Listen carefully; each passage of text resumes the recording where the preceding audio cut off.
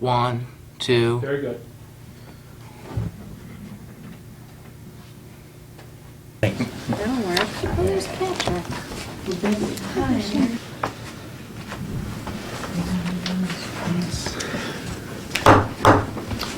Good evening and welcome to the August meeting of the Chardon Board of Education. Stephanie, would you please call the roll? Mr. Rear? Here. Mrs. Fisher? Here. Mr. McCameen? Here. Mr. Ryder? Here. Mr. Stefanko? Here. Would you please stand and join in the pledge? I pledge allegiance to the flag of the United States of America and to the republic for which it stands, one nation, under God, indivisible, with liberty and justice for all.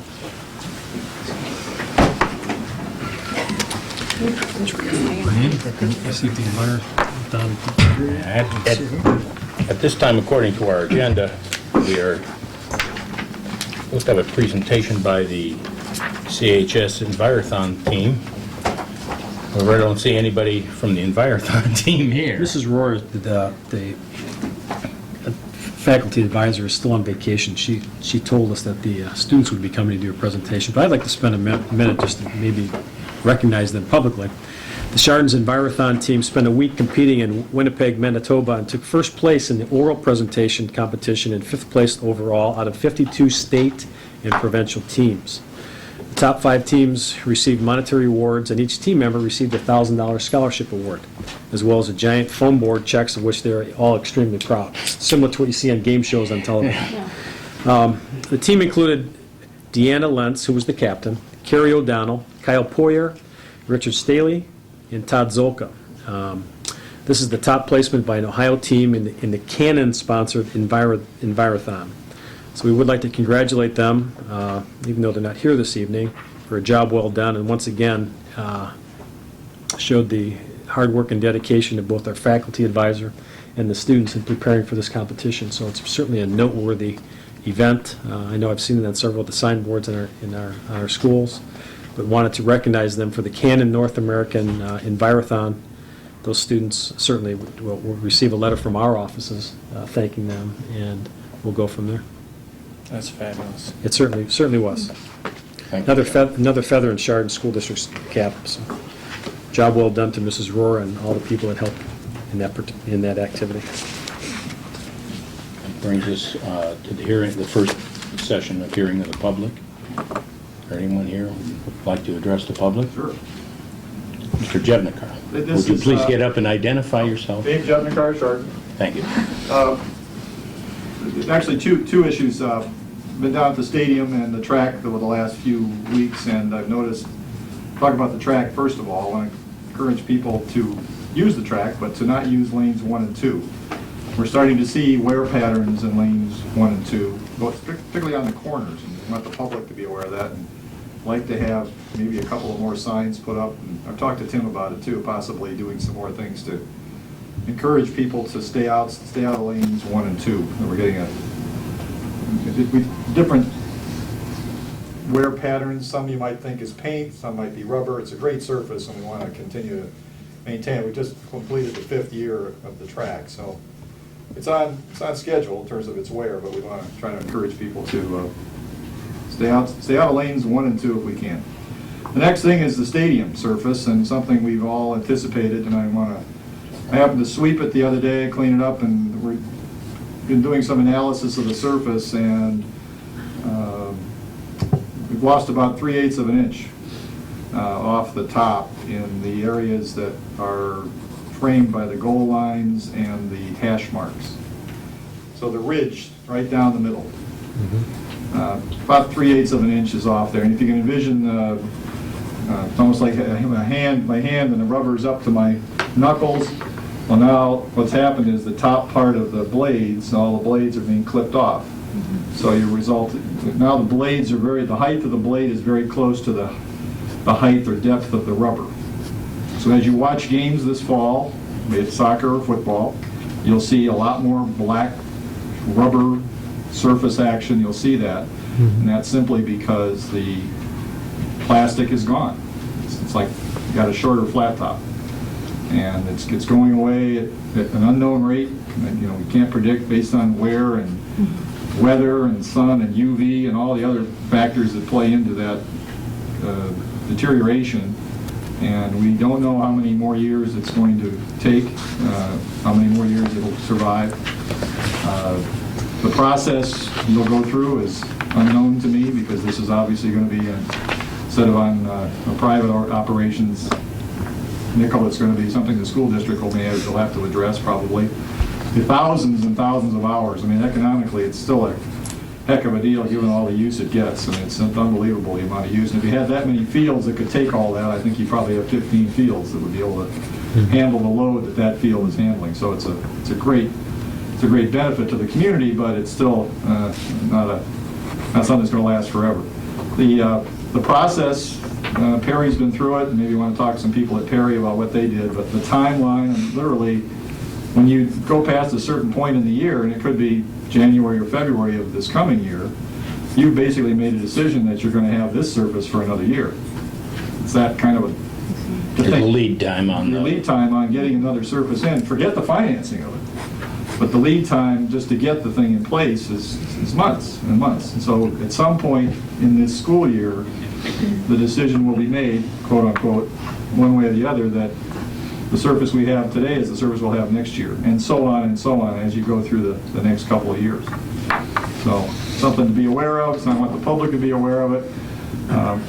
There's going to be a need, and it's going to have to be met somehow, and we should start talking about it. Correct me, are we going into the 6th year, or have we completed the 6th year going into the 7th? Starting the 7th. Starting the 7th on the field. The 7th season has begun. And when it was purchased, it sticks in my mind, you correct me if I'm wrong, that it was like warranted or something for 8 years, or? Non-prorated warranty for 8 years, what the folks at Astro Play provided. Unfortunately, they're out of business. Right. And the other factor in that, at least in my mind, is that we use that facility. I mean, I thought I heard numbers of like 100 events a year on that, or something between soccer and... More than that. More than that, right? You have middle school phys ed in the spring and the fall. You have their I know baseball practices baseball out there in the spring, middle and school promotions out there, and they do their physics and they do all the other things.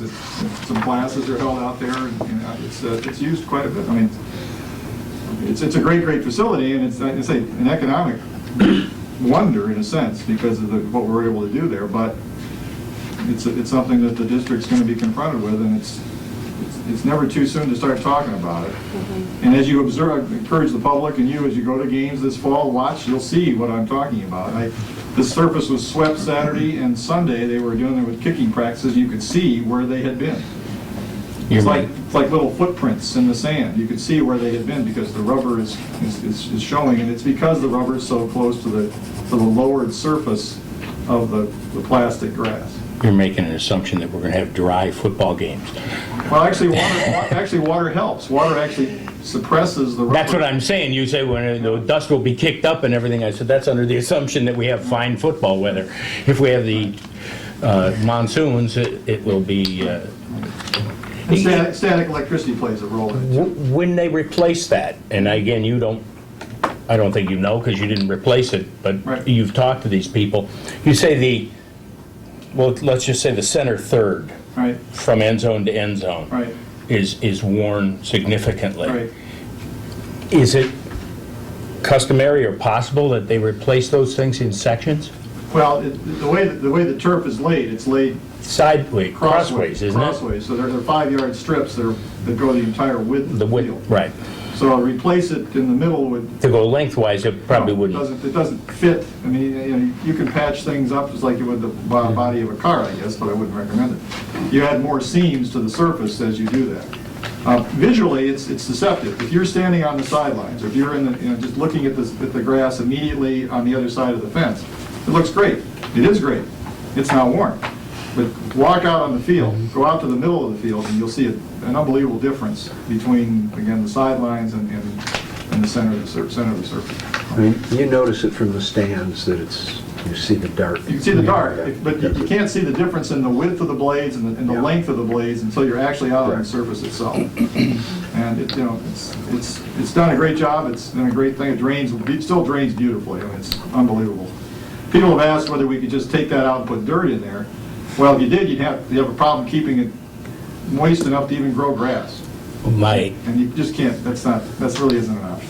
on one of the journeys to Columbus for the Capitol Conference and in the trade show, I think it was last year, I made a point of going around to the turf displays that were there and spoke with those folks, I guess in preparation of the fact that when we have to replace it, we'll hear from everybody and their brother what we should do. Right. And it was universal from them. I mean, not surprisingly, they sell the product, but their rationale that it's just cost prohibitive once you have a facility like this to go back to earth Right. and sod. It's just, and when you're done, you got a mud hole, you know, like we had for years and years, so.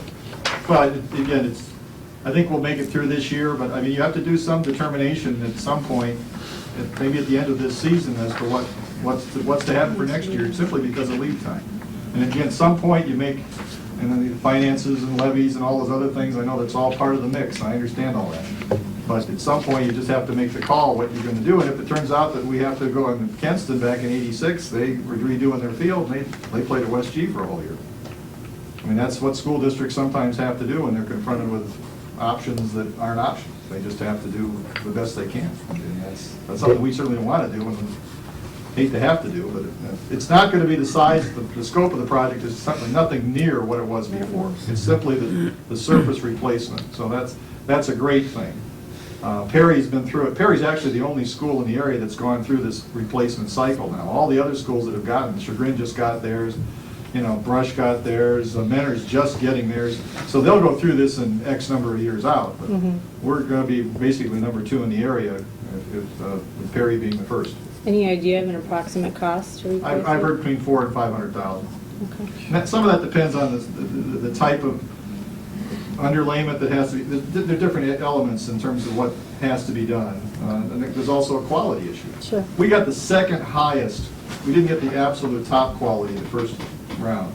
We got one level down on the quality, that plays into the price too.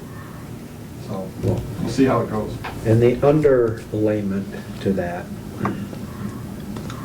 was used underlayment also. Yeah, I was actually brought out of Cincinnati. And pieces and, you know, Squares about 3 or 4 feet wide. and, you know, with corners missing, Yeah. and pieces were cut, put in, and, you know, so, you know, there It's all may laid be in more under, involved in over that. crushed stone. But again, it's drained wonderfully well. The injury factor is, it's really minimized injuries. It's been a great, great facility. It will continue to be that. It's just, we need to start talking about it so that you know about it, the public knows about it, and we come up with a game plan down the road.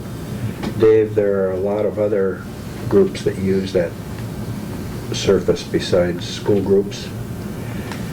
Have we reached the point where we need to eliminate that usage or reduce that usage? I don't know that, I think some of that's already happening. I think they've sort of scheduled some of the practice sessions that some of the other leagues or the football leagues, the little kid leagues are having. I think those are mostly outside the stadium. I don't see them coming in as yet. They may come in later in the year, but it may be something that the school has to think about. I don't know at this point whether that's something you want to do or not. I'd like to see more participation from those groups to help. Absolutely. And that's something the district's got to look at too. Well, thanks, I just wanted to bring that. We have 2 wear issues, one's stay out of lane 1 and 2, and the So other. lanes 1 and 2 are the shorter lanes, I'm assuming? Everybody wants to run the mile in 3 minutes. Yeah, right. Okay. Thank you, David. Thanks. Are there any other comments? Seeing no hands. Stephanie? Item A, approval of the minutes. The minutes of the regular meeting held on July 10, 2006, and the special meeting on July 17, 2006 are presented for the board's review. The treasurer is recommending that the minutes of the regular and special meetings be approved as presented. Furthermore, the treasurer recommends that the reading of these minutes be read. So moved. Stephanie? Before we get into discussion on this, maybe we can take care of this right away. On the special meeting, the last page, item 2006-190.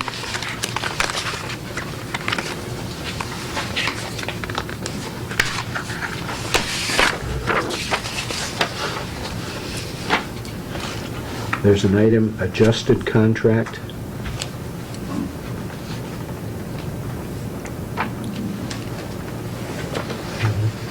Do we need to put a name to that? Does that apply just to a specific individual? No, I Okay. wouldn't say, Okay. I think it's a Okay. position at the county. That the county provides to us. Okay, Correct. thank you. So moved. Second? Discussion? Hearing none, Stephanie, please call the roll. Mr. Cummings? Yes. Mrs. Fisher? Yes. Mr. Rear? Yes. Mr. Ryder? Yes? Mr. Stefanko? Yes.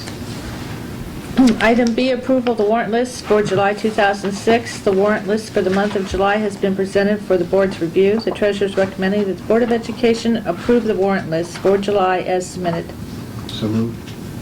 Second. Discussion? Hearing none, Stephanie, please call the roll. Mrs. Fisher? Yes. Mr. Rear? Yes. Mr. Ryder? Yes. Mr. Stefanko? Yes. Mr. Cummings? Yes.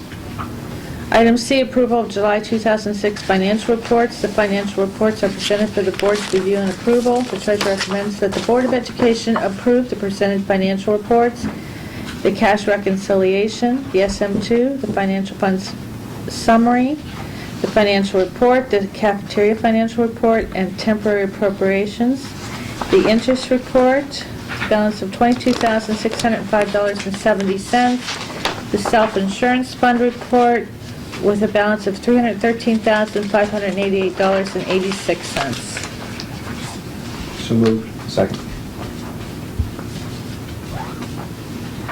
Discussion? Stephanie, our self-insurance balance is heading in the wrong direction here. Yes.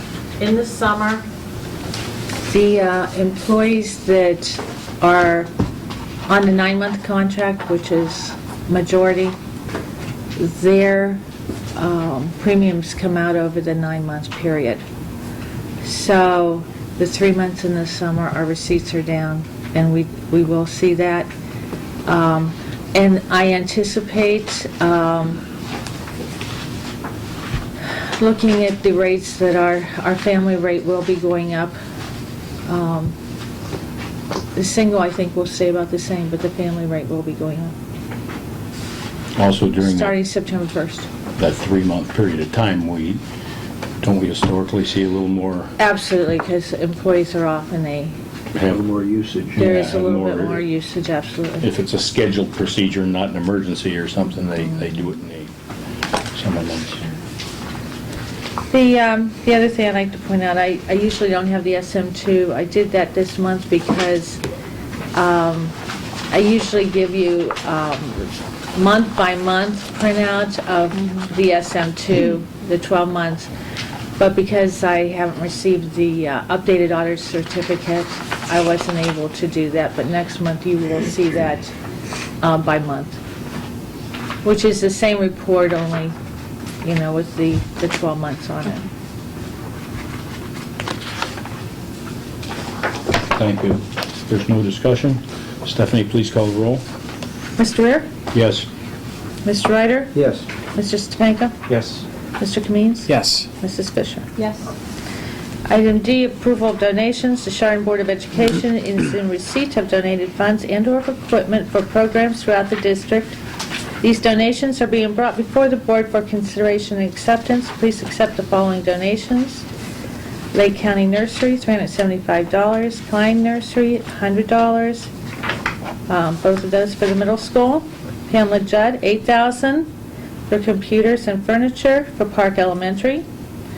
Chardon Schools Foundation, $1,000. Carol Burns, $400. Both of those for Chardon Middle School Science Olympiad. So moved. Second. Discussion?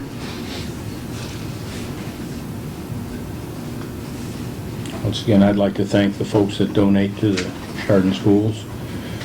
It's, About $10,000. huh? yeah, it's quite a gesture. I mean, it goes a long way in helping with our programs. If there's no further discussions? Stephanie? Mr. Ryder? Yes. Mr. Stefanko? Yes. Mr. Kamin's? Yes. Mrs. Fisher? Yes. Mr. Rear? Yes. Item E, Ohio Schools Council's programs. The treasurer requests the approval of the Ohio Schools Council and the following programs: Cooperative Purchasing Program, LEMC, and Legal Hotline. The total cost is $3,871.58. Last year's cost, $3,754.81. So moved. Second. Discussion. Do we use all of the legal hotline part Yeah, of? we've had some discussion. I have not used the legal hotline this year. I have not either. We didn't know if any of the board members were taking advantage of that through the last school year. I didn't know that was an option that we had Okay. necessarily. I didn't thought it know, belonged I didn't to know if it. anyone had taken that opportunity in the past. But it's the cheapest legal service we can get. $45. $145 an hour, that's the cheapest we can get. Dr. Continence, did you? I use that pretty extensively. Do you? Do you? Okay, that was the question that I had, was if, Thank you. you know, if it's... We don't use it. Yeah, I don't have a problem with us buying it if we use it. If we don't use it, then it's A lot of questions pertaining like student discipline issues and attendance and Okay. credits and transfers, those kinds of things. Call and get an answer within an hour. do you know how, offhand, do you know how they bill? I mean, when you call is, It's covered by the amount that we pay. Correct. no, I mean, is a call an hour? Is, I have no idea. you know, how they break down the requests from us in the time allotted? No, I don't. Okay. I don't think we've ever Exceeded it. exceeded it. Okay. All right. Thank you. If there's no further discussion, Stephanie, please call the roll. Mr. Stefanko? Yes. Mr. Kamin's? Yes. Mrs. Fisher? Yes. Mr. Rear? Yes. Mr. Ryder? Yes. Item F, Special Education Agreements. The treasurer requests approval of the following special education agreements. Mansfield City School, 2004-05 school year. Deaf Services of Cleveland Incorporated, June 2006 through August 2006. Jog Educational Service Center for ESY extended school year. Beechwood Schools, 2006-2007. Rosemary Center, 2006-2007. And America's Best Transportation. It's a 2006-2007 contract. So moved. Second. Stephanie, Discussion. Steph, Mansfield City Schools 2004 and 2005? Is that, That often happens when a school district, when a child is placed so far away. takes a long time for the bill to get The here? paperwork, yeah, they get lost in the shuffle, actually, and that does happen. We've had schools in the county backbill us too, so Okay. it is pretty All right. normal, yes. That, and it was, for a few days, it was just $436, so the student must have been moved and replaced, someplace else. Okay. Thank you. I have Yes? one. Should all members, You should not have got that like that. yeah, that's, If Please give me those back. America's Best Transportation documents, if we could return those to, We try our darndest Keep the names in. to make sure that doesn't happen. They're going to be transporting a student. Are their drivers, do their drivers go through the criminal background checks? Each of the companies that we're working with have told us that those things were followed. I know we got a little bit behind the eight ball with another carrier, but all the carriers that we're using this year have gone through the background checks. Now, the employee by employee, I do not have a listing yet. As soon as that becomes available, we'll share that as well. No, I don't need to Okay. see the listing, I just want to be sure. It is something that we are scrutinizing more closely this year. Verification that Yes. they have put Correct. those people through the... that our subcontractors have Yes. complied with that. If there's no further discussion, Stephanie, please file that. Please call the roll. Mr. Kamin? Yes. Mrs. Fisher? Yes. Mr. Weir? Yes. Mr. Ryder? Yes. Mr. Stefanko? Yes. Item G, Ohio Cooperative Purchasing Program. Treasurer requests participation in the Ohio Co-op Purchasing Program for the 2006-2007 school year at a cost of $100. So moved. Second. Discussion? Hearing none, Stephanie, please call the roll. Just an FYI, when we purchase the vans, any big equipment, the state bids this, and then if we pay the $100, then those prices are available to the school district, and we do not have to go out and rebid. Copiers, mostly large items. Mrs. Fisher? Yes. Mr. Rear? Yes. Mr. Ryder? Yes. Mr. Stefanko? Yes. Mr. Kaminski? Yes. Under other, in front of you, there was, let me do this first, there's an addendum.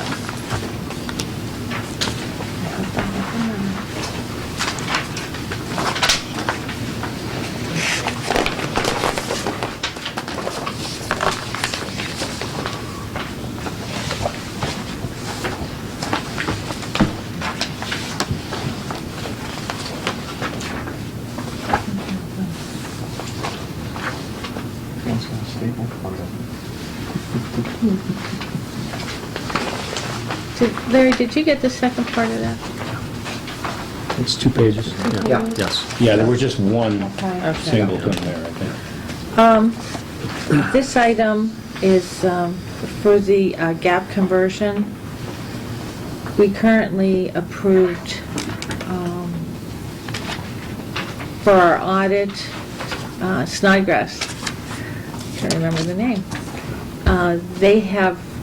They would prefer not to do the gap conversion. This was bid out last year. If you look at the contract, you'll see the 2005, 2006, and 2007 school year. So I would like, since they have done it, these prices are great, I would like to continue with Charles Harris in doing our CAFR. That's a good price. So the addendum, the treasurer requests approval of the gap conversion agreement with Charles E. Harrison Associates Incorporated for fiscal year 2006 and 2007 at a cost of $9,600 and $10,000 respectively. Agreement attached. So moved. Second. Discussion. Stephanie, how does this coordinate with the Snodgrass or whatever the folks that are going to be doing the... I actually waited to talk to Snodgrass and asked them if they would do the CAFR.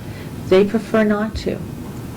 So, I mean, they'll have to work with Charles Harris. These folks will do it and provide the information to, or give Well, it- I provide the information, so. Okay. What happens is the actual audit, Snodgrass will actually audit the CAFR along with the financial statements, so they'll be auditing Charles Harris' work.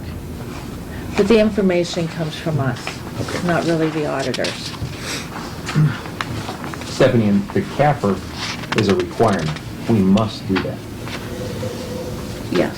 But some school districts don't. Really? They say there are fines attached to not doing it. I don't know of any school district that has actually been penalized with a fine.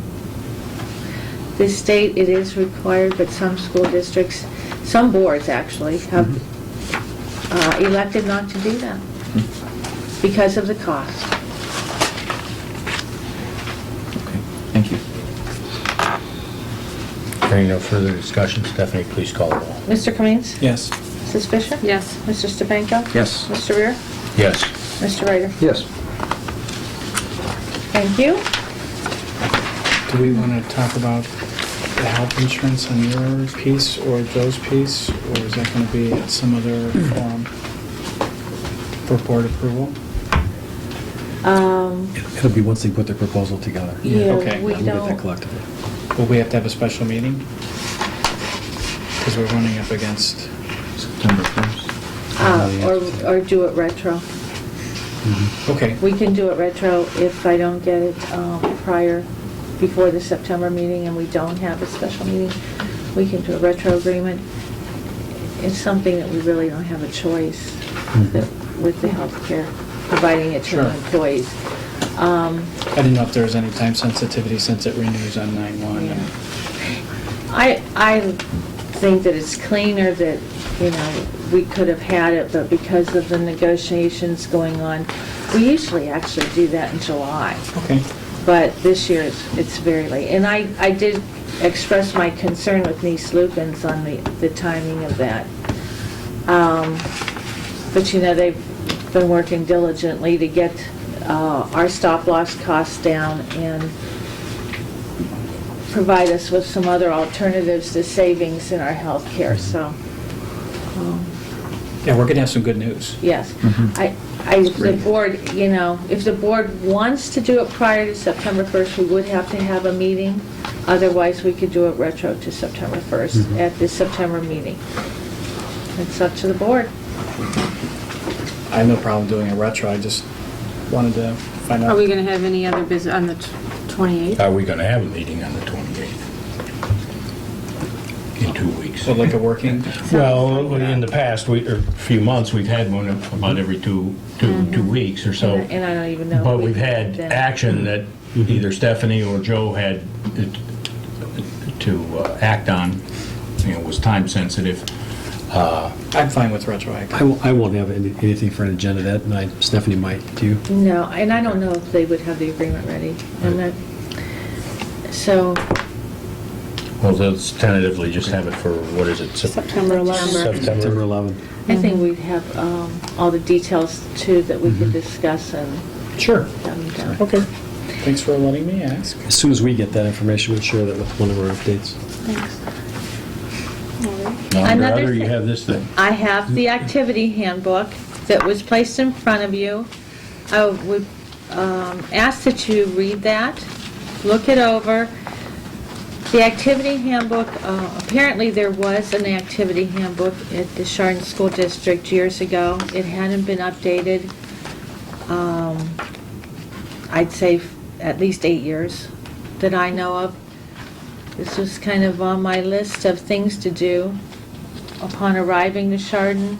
I finally threw the list away because there was 4 major things on it, so I'm happy to get this done. I would like to approve this at the September meeting so we can distribute it to all the advisors and coaches and hopefully give them the necessary information to do their jobs. The forms are in there that they need. All right. If you have any questions, get back with me. My last item is record retention, or the record commission hearing is the superintendent, board president, and treasurer. It will take 2 seconds at the end of the meeting just to approve the list. Those are the things that we plan to have shredded, that we can now destroy our records, so. Thank you, that's it. Thank you, Stephanie. Joseph, ready? Item number one, we have a contingency plan that we are required to do. It's required by law the district needs to adopt a plan for makeup days. During the upcoming school year, we exceed 5 days off from school due to snow days or calamity. Chardon would make up any snow days at the end of the year, Records Day, and on Saturdays in April. This recommendation is being made to the Board of Education. So moved. Second. Discussion? Joe, this is basically the same as it's been year Yes, sir. after year. Right. Yes. I mean, hasn't changed much. Stephanie, please call the roll. Mr. Rear? Yes. Mr. Ryder? Yes. Mr. Stefanko? Yes. Mr. Kamines? Yes. Mrs. Fisher? Yes. Next item, board policy is final reading for the superintendent recommends that the board approve the policy on school wellness as attached, Exhibit 1. So moved. Second. Discussion? Much improved over the initial document. Thank you. Stephanie, please call the roll. Mr. Ryder? Yes. Mr. Stefanko? Yes. Mr. Kamines? Yes. Mrs. Fisher? Yes. Mr. Rear? Yes. Mr. President, members of the board, the next three items have to do with the acceleration policy that we're required to have in our policy book. As you remember, the last meeting, we had one document that was rather wordy and lengthy and regulation. This is, OSBA has been kind enough to forward these three policies which will satisfy that requirement. And again, the first reading was the last exhibit. This will be the second reading. And we invite any comments or criticisms or critiques along the way. Dr. Continenza has been kind enough to edit some of these for us to make sure that they fall in line with other board policies, and we're also finding a few other board policies we're going to have to update to come in line with these. So as part of our OSBA policy review this year, each of these things will basically fall into place.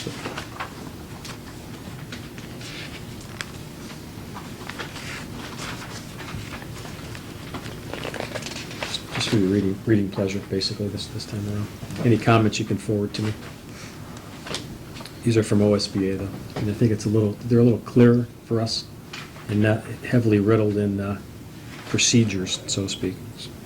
So the extended field trip that also falls under No, this? that's another issue. That's the next item. Okay, CD&E. got it, sorry. Extended Read field that trip, wrong. as I noted in the update, the girls are also going to attend this.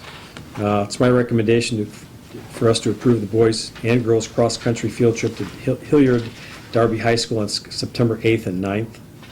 You'll find it under Exhibit 5. This is a premier event. Some of the top schools in cross-country are going to be participating there. And as you have followed our cross-country team over the past few years, we've got quite a group again this year. Probably state contenders. And this is an opportunity for them to participate with some of the premier folks from around the state. That's why we bring it to your attention. So moved. Second. Discussion? Where is Hilliard Darby? Outside of Columbus, the Columbus area, in that area.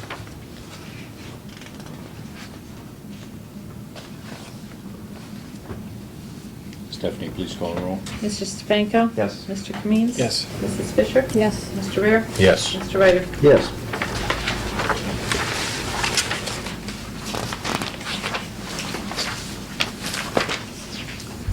Under other, I'd just like to make a few comments. First of all, I'd like to thank publicly our classified folks, the people preparing our schools. If you haven't been through the middle school, I use the middle school as example. If you take a look at the front of the middle school, what a great presentation for the community. Certainly something that we're trying to have all of our other schools model after. Everything's spruced up, everything's clean, nicely painted. Custodial staff and some other contractors have been working hard this summer to prepare the schools both outside, on the outsides and on the insides. Floors are nicely waxed, everything is clean, and we're pretty much on schedule. We have a couple of items in several of the buildings that we are attending to as we get down to the crunch line, things that either haven't been done or couldn't be done based on other people's timelines. However, we believe that everything will be ready to go the first day of school. I'd also like to note that we are making a few changes in transportation, as we've been talking about for the last several months. As you may remember in the levy campaign, we've received some telephone calls from transportation. We sent out some information, I believe, end of last week, and people are starting to receive that, causing some concerns. We are no longer stopping door to door at every single house. This is a significant change for our people here in Chardon, as they're not accustomed to that.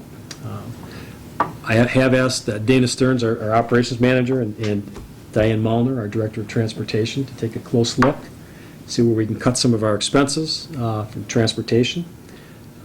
We are no longer doing the door-to-door service. However, if there's a safety or some kind of a concern that we need to address, our director of operations and the transportation director have been visiting those homes as we get the calls. So if there's a safety consideration, or perhaps someone that's in the neighborhood that was maybe not as nice to walk in front of their house as we should have, for either some legal situations or whatever, we are taking those into consideration. We're not trying to cause people a hardship, simply referring back to our levy campaign, saying in the next 2 years we're looking for ways to streamline some of our expenses.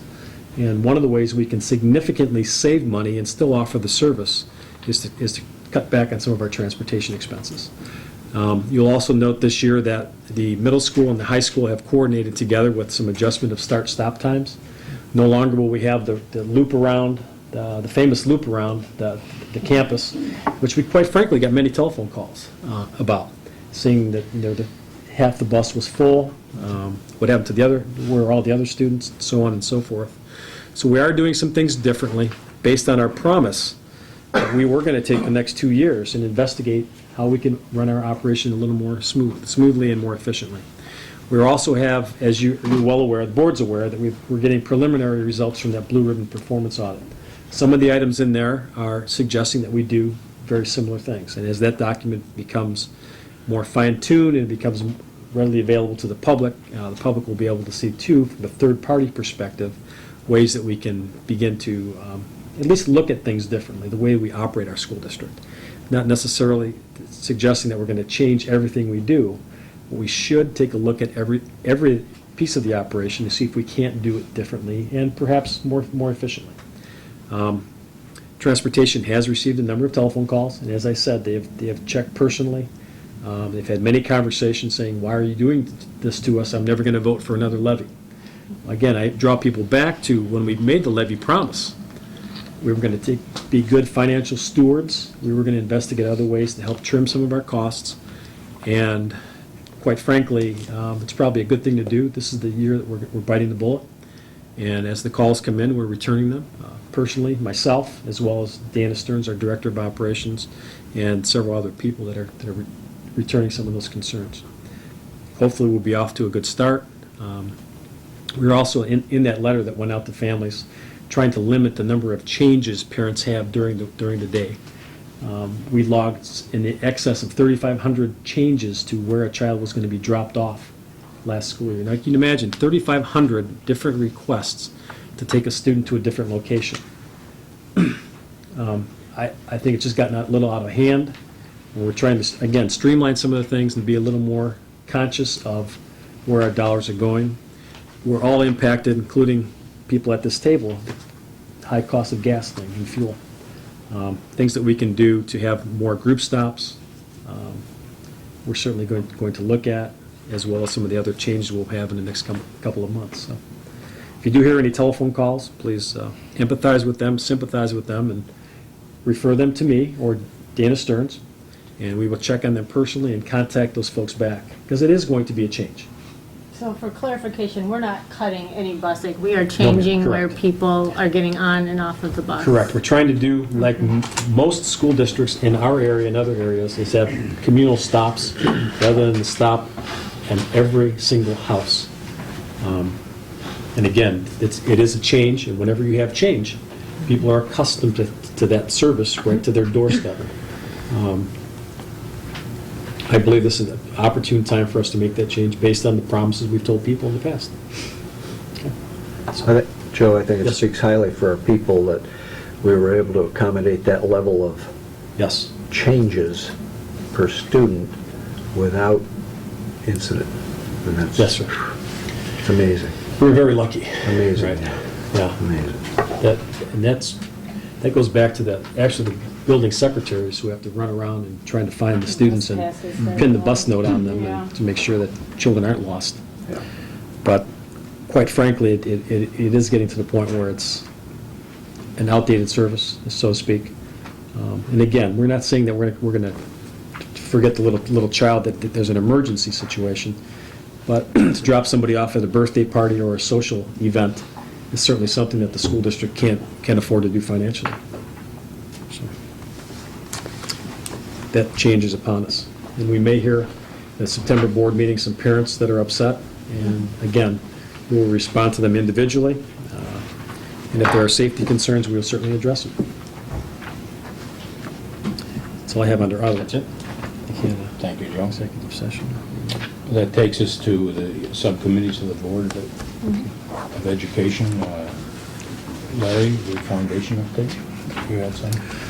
Yes, for those of you who were not here when I was passing out these yellow sheets, there are some in the back.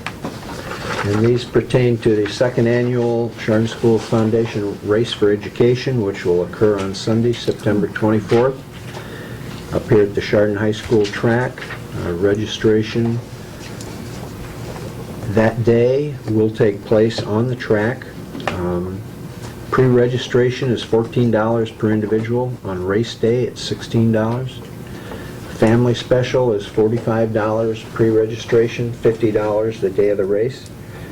The first 300 people to sign up, and we hope this year we have at least 300, will receive a free t-shirt.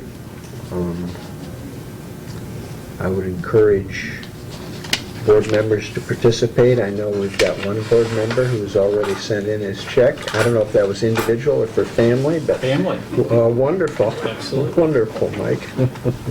I know Suzanne's family participated last year.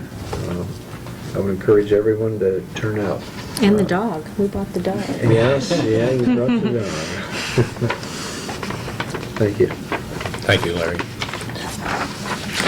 Legislative report, kind of quiet. Everyone's on vacation in Columbus as well. I did make mention, we have heard a lot in Ohio about the 65% or 55 cents for out of every 65. dollar. Sorry, 65. There is another solution out there called the 100% solution, and this would set a basic amount for funding and weight everything from then on, depending upon needs. I've outlined it in the update, which is in the back. It looks like a huge amount of administrative and oversight costs that probably won't happen. President Bush and congressional Republicans have proposed legislation to create a national voucher program. It would pay for the tuition and private tutoring for about 28,000 students. That'll be interesting to see where that goes. And one thing that is going on in the House right now, the House Ways and Means Committee has been meeting to consider reducing House Bill 626, which seeks to reduce the income tax rate on capital gains. With the budget surplus this year, I guess our tax refunds that the governor had projected will be about a year ahead of initial projections. So this seeks to address that. And also, some feel the change is needed to stimulate Ohio's economy and attract business to Ohio. That's it. Thank you, Suzanne. Takes to me in Auburn. Auburn's in the summer doldrums like us. A lot of hirings, rehirings, things that aren't of tremendous interest other than they need to be done there. A couple of things that of note, the career and technical education legislation was renewed, so the funding will be available as it has been. Also, Squire, Sanders, and Dempsey was retained as a bond counsel for the proposed revenue package that will be coming forward on the facilities improvement at Auburn. And an architectural firm and construction management firm were selected to submit proposals for their work services and so on. And that was Burgess and Nyepel and R.P. Carbone. And I believe those are the two firms, Larry can correct me if I'm wrong, those are the two firms that were used on the latest project that they have there, the, I don't even know what the computer building, the technical... Technology Learning Center? That's it, thank you. Technology Learning Center that's located between 44 and Auburn Road there, just north of Girdle. And that's about it. Now, Blake, prior Yes. to addressing the personnel agenda, I would request, I would move an executive session to consider the appointment, employment, or compensation of a public employee. I'll second it.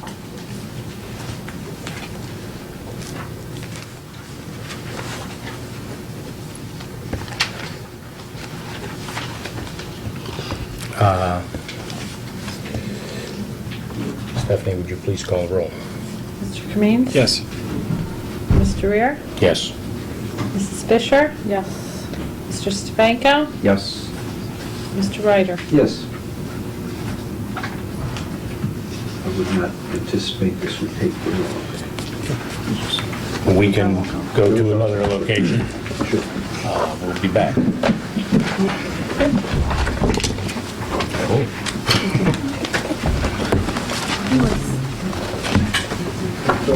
Where were we?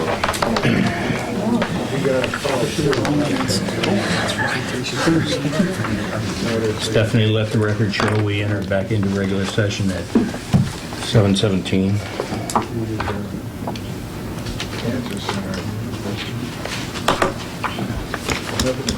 That takes us to Certificated personnel. you, Joe. Mr. President, members of the board, have you before you the certificated personnel agenda. There's various appointments, a few supplemental contracts to appoint.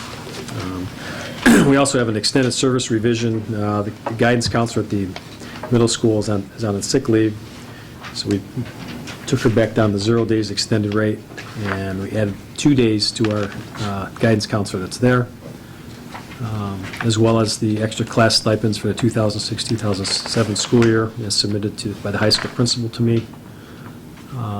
There are 2 at the middle school, and then we have a stipend for a Pathwise training. That's the whole first section of the personnel agenda. Second. So Mike. stipends are contractual, correct? Yes. Discussion? Is everybody up here aware that There. they Yeah. are, Yeah. of this Right. deletion on some of the earlier agendas?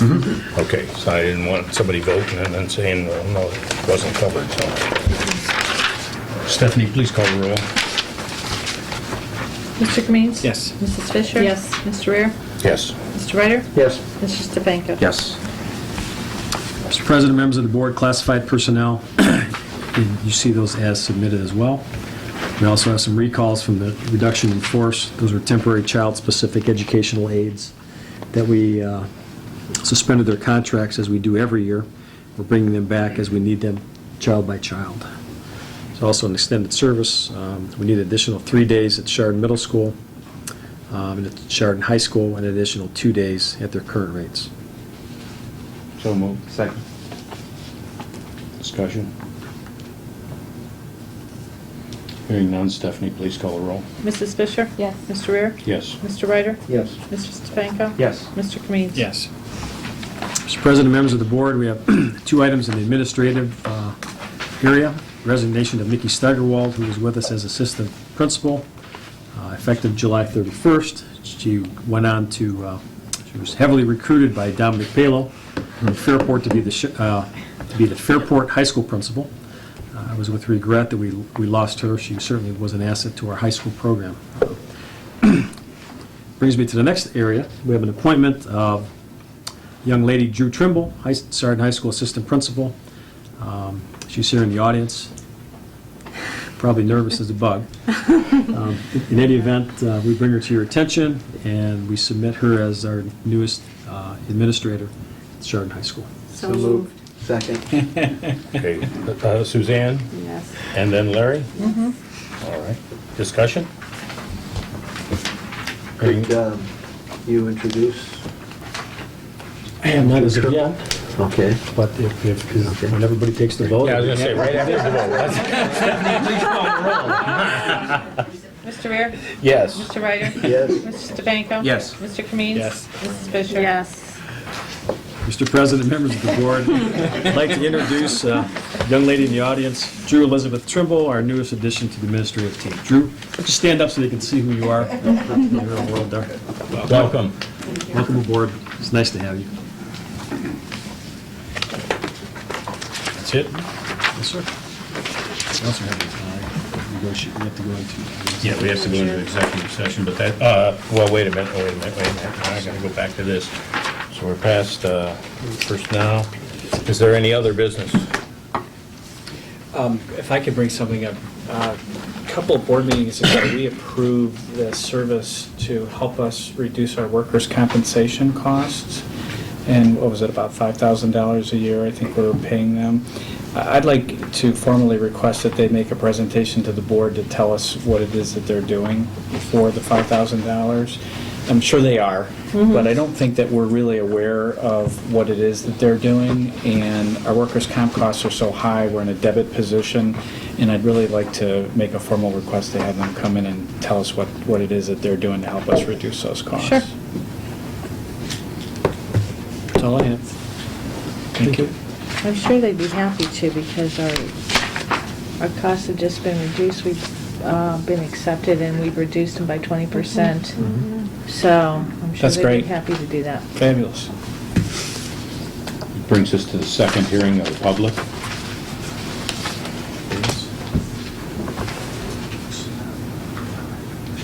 Yes. I don't know how this works. So please get up, identify yourself, and then speak what's on your mind. Okay. Well, first off, my name is Michelle Bissler, and I'm Munson Township resident. I have 4 children. My oldest is going to be in first grade. I'm here because I called the bus garage on Friday, and I spoke to Dana Stearns, and he informed me at that point that they are no longer picking up any child who lives on an ancillary cul-de-sac less than a half a mile long. And I'm surprised I'm here even discussing it, because it's a safety issue concerning the kids. But I have a formal written request to ask that you guys reverse your decision to do that, and I've outlined the reasons why. And in addition to that, I'd like to understand what the cost savings is for the termination of this, and more importantly, do you put a price tag on the safety of the kids in your district if 85% of them are being bused? So, I don't know if you want me to present this, I don't know how this works. Sure, we'd like to see it. Okay. Please. I can kind of walk you through it. Thank you. I don't have enough copies. Do you have enough comments? And I have probably one you guys can share. Okay. And then I have one for myself. Yeah, I don't know, do you want me to just kind of walk through it, points by point? Sure. Yeah. Wouldn't mind. So basically, like I said, I'm asking that you guys reverse your decision to terminate these bus stops. And it's based on primarily your bus safety program. Your manual says that your primary consideration in all matters pertaining to transportation is the safety and welfare of student riders. And it further goes on to say that your precautions shall include the following. There should be special limits set if students, if the terrain, the age, the traffic, the lack of a sidewalk, or a student's health has a bearing on their safety. So I'd like to address each of those points. Terrain. We live in a district where we have windy, hilly, country roads that have pickup times as early as 6:45 in the winter months when it is dark. Chardon, it's a community that I've got a webpage with. Over the past 22 years, the average snowfall has been 94 inches in a winter. You know, that's 8 feet of snow. Most of these kids are little squirts. The other thing is, on snowy days, the buses, at least in my development, have typically arrived late. So these kids are going to be standing in the middle of streets for the longest periods of time on the most dangerous days. The age of the student, you're talking about children as young as 5, all the way up through 18, and is probably smaller than 40 inches in height. Traffic, like I said, majority of the cul-de-sacs in our areas do not have posted speed limits. They include snowplow trucks as well that are going to be out when these children are waiting for school buses and they're waiting in the streets. These cul-de-sacs don't have sidewalks, so they're going to be standing, according to the guidelines I got from Dana, they're required to stand behind the stop sign, but in a street, not on a street corner, no protected area for them to stand. And in the woods of Burlington, I know that was one area that I think you cut a lot of routes. You're going to have large groups of children standing at intersections, along with probably cars where parents are waiting for their children to pick up buses. To me, that's a safety hazard at an intersection.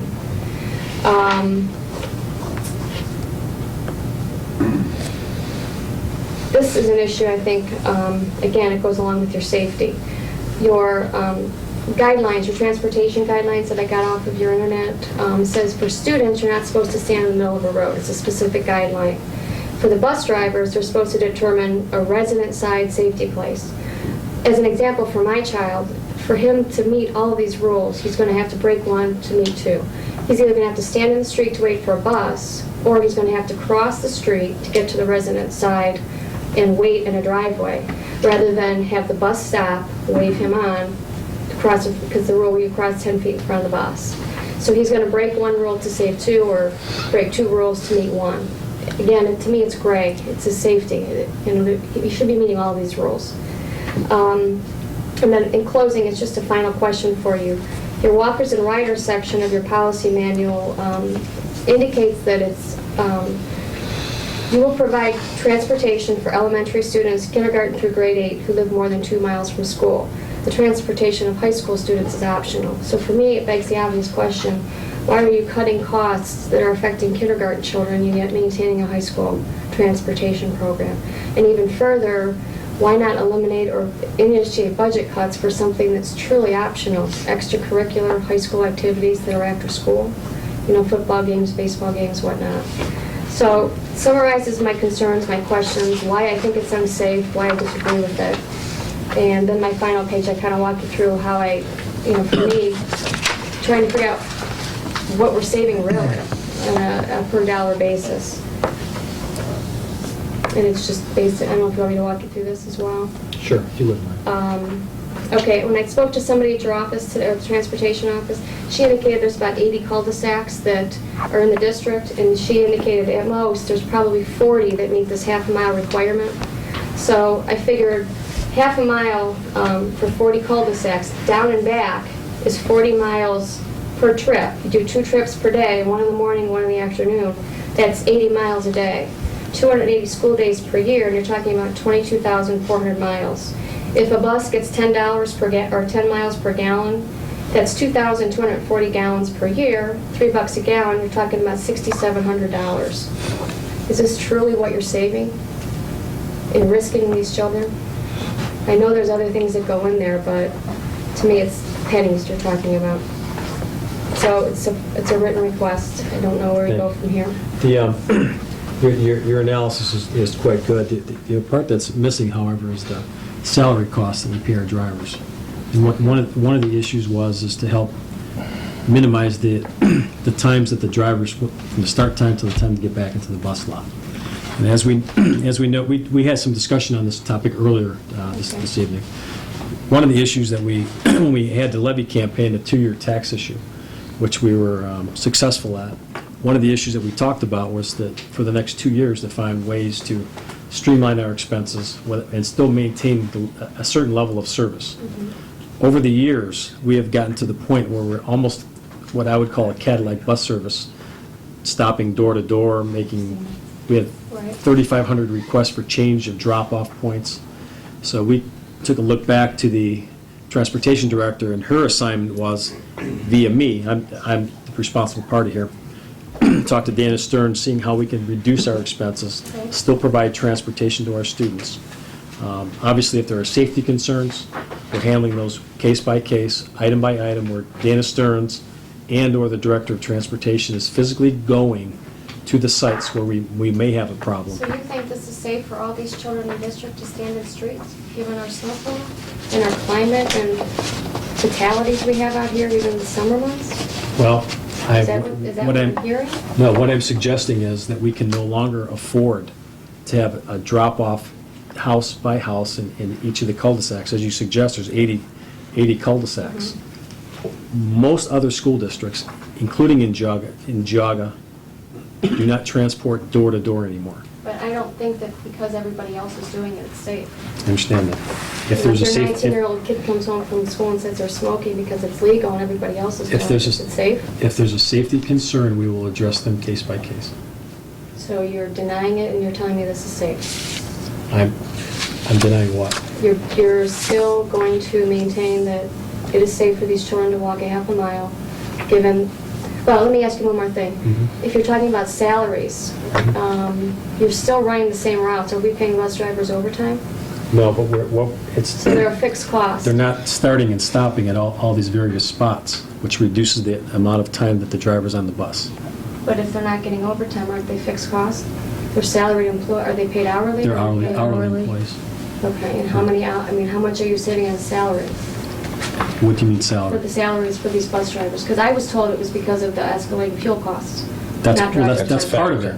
That's a fact. That Okay, so that then is part if of I'm it. missing the, obviously then, is there a bigger piece? What's the dollar amount associated with salaries? Well, if the bus starts at 6 o'clock in the morning and comes back, as we transport to 17 different school districts in Geauga County and outside of Geauga County.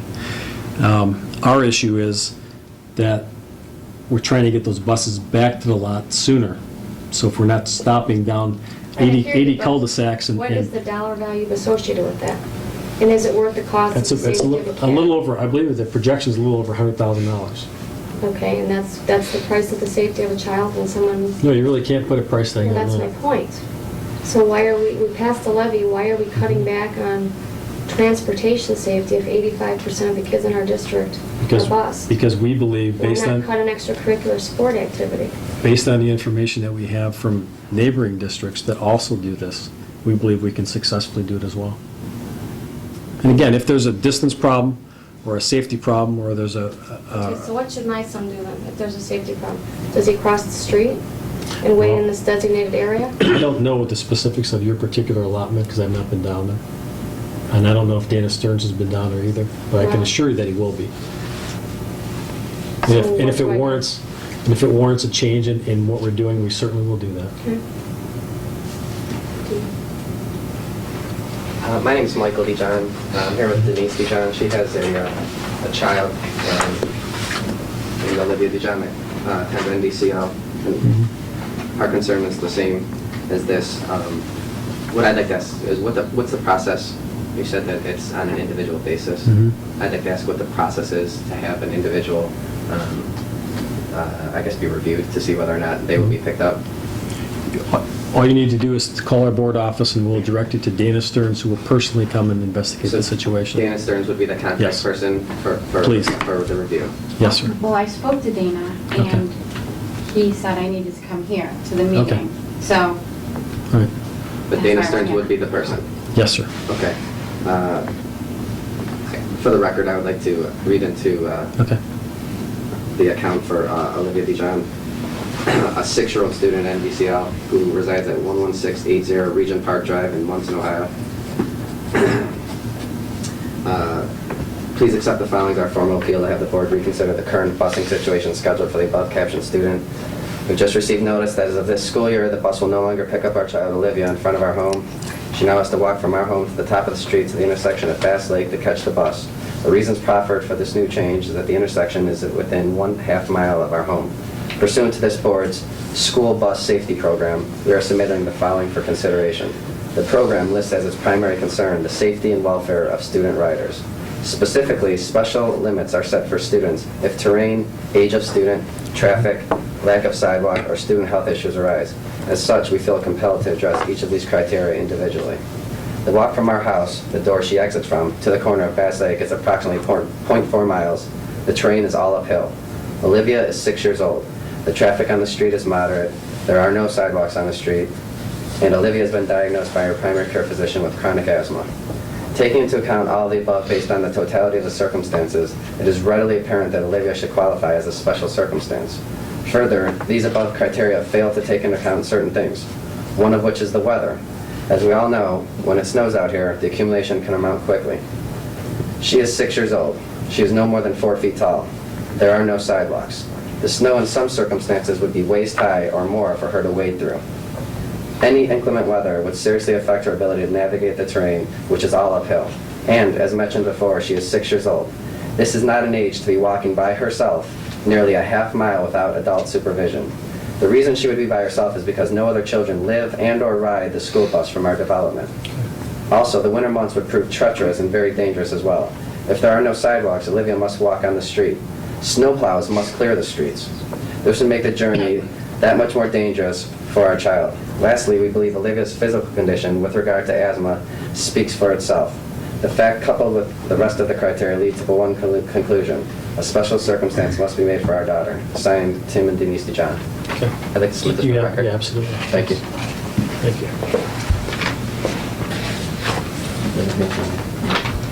I'd also like to submit one other thing for the record. Can I have that ORC code?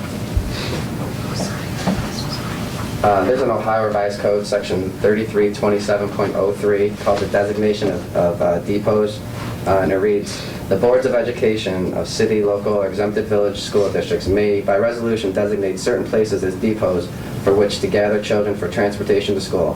When such districts provide transportation, the places designated as depots shall be provided with a shelter and may be made comfortable during cold and stormy weather.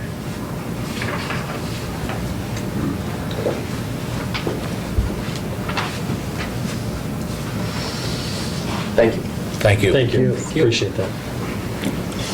Thank you for discussing this with the board in a professional manner. I certainly appreciate that. And we'll take each of the case, and I will personally discuss this with the Director of Operations and Transportation. Dana Stearns will personally contact you back. Okay? And we'll handle it that way. Thank you. Thank you. Are there any other hearing of the public?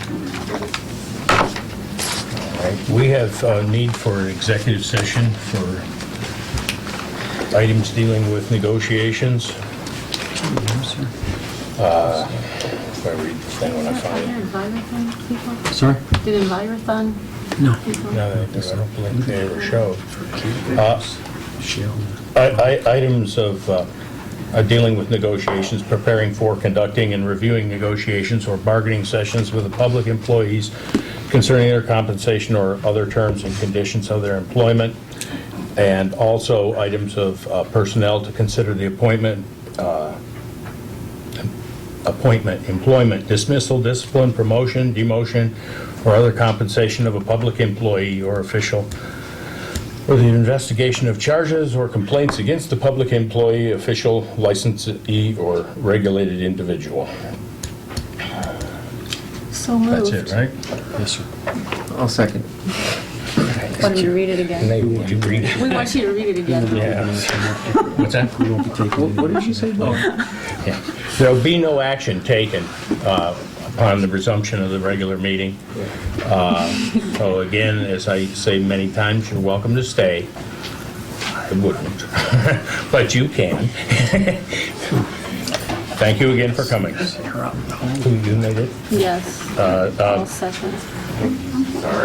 Would you please call the roll? Mr. Kaminski? Yes. Mr. Bear? Yes. Mrs. Fisher? Yes. Mrs. Stanko? Absolutely. Mr. Ryder? Yes. All right, we'll take a, you want to take a 5-minute recess or That 10-minute sounds great. recess? Let's do 5.